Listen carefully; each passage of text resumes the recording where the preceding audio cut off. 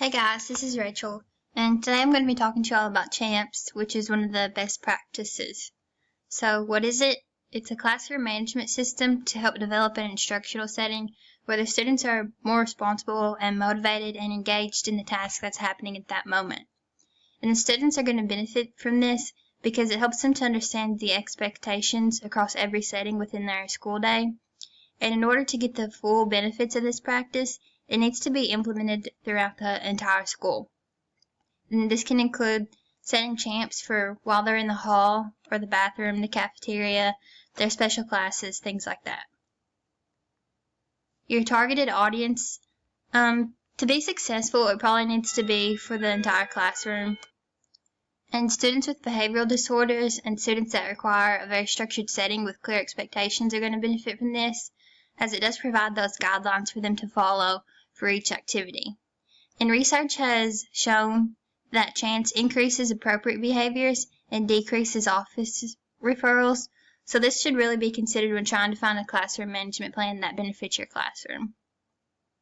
Some materials you're going to need to develop a CHAMP chart system, and in the resources that I have provided below, they have some examples of charts and some materials you can get to set up that chart.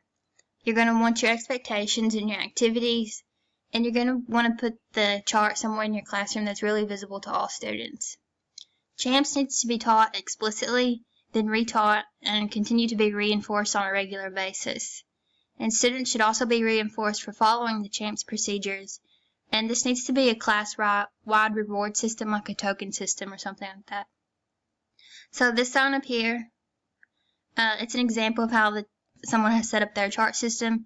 So the acronym most likely stays up at all times, and then based on the activity, the teacher just changes out those expectations. It can also be set up like this one down here, where the different activities stay up all the time, and so does the acronym, and the student just finds the activity that they're participating in. It could be like whole class, and then they see what their expectations are. The Daily Teaching Tool website that I have listed below has lots of free printables you can use for a chart. Some special services. For students with EBD that also exhibit poor social skills, the teacher should provide direct instruction and replacement behaviors in regards to the CHAMP activity, expectations, and differential reinforcement. And then to show that the student was listening, they can repeat those directions back to the teacher and the expectations that were given. And then when the student recognizes that they're starting to become emotional or have an outburst, to have some type of silent signal they can give to the teacher to let them know that they need a break or to leave the classroom for a moment would be useful. That way it doesn't disrupt all the other students and take away from the expectations that have set in. Students with autism are also going to benefit from this because CHAMPS is a very visual format, which makes it easier for them to follow and understand what's being asked of them at that time. The teacher should model those expectations through role-playing to help them understand, and to minimize distractions for the student, it might be necessary to seat them away from windows or doors or any other noisy area, that way they can follow the expectations of the teacher. And then I just thought a buddy system could be applied so that the student has someone that they can ask for help from instead of always going to the teacher. Students with intellectual disabilities will require extra support for reading the chart and actually understanding what's being asked of them, and the teacher should have a lesson prior to implementing the CHAMP system where they teach visual skills such as reading charts and scanning for that information that they need. That way the student will be able to read the chart on their own. The student will also require supports to help access this information.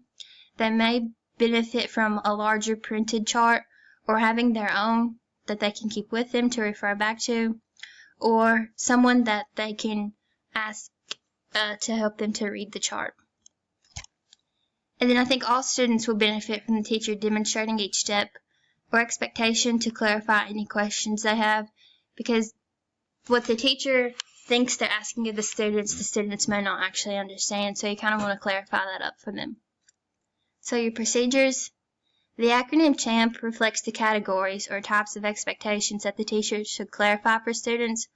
about every major activity and transition that occurs within the classroom. So like I mentioned, whole group, small group, walking in the hall, going to the bathroom, things like that. For each activity or transition, you change the cards for the category depending on your expectations at that time. So what does each one stand for? C stands for conversation.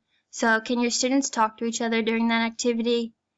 Like this picture over here, usually your voice levels are going to range from 0 to 5, and you just pick whichever one kind of best meets the needs during that activity. H is for help. So how can students get the questions answered during this activity? Or how do they get your attention? Do you want them to raise their hand or ask a buddy? A is for activity. What is the objective of this activity? Or what is the expected end product? So do you want them working at their desk alone, or is this a group activity? M is for movement. Can your students move around during this activity? So can they go sharpen their pencil or get a drink of water? Or is it kind of based upon the needs? Like if it's a small group and they're working together, can they get up to go to each other? P is for participation. So what does appropriate student behavior for this activity look like? And how do the students know that they are fully participating? So this could just be like they complete their test and they turn it in. Down here I have the references that I've used throughout this to find the information I've needed. And then these online resources, Safe and Civil School, it's kind of the main website regarding CHAMPS, and they have lots of different information. Pinterest always has ideas to create your CHAMPS chart. Daily Teaching Tools is the one that I mentioned before that has the free printables. And Minds in Bloom is a teacher's blog, and she talks about how she applies CHAMPS throughout her classroom.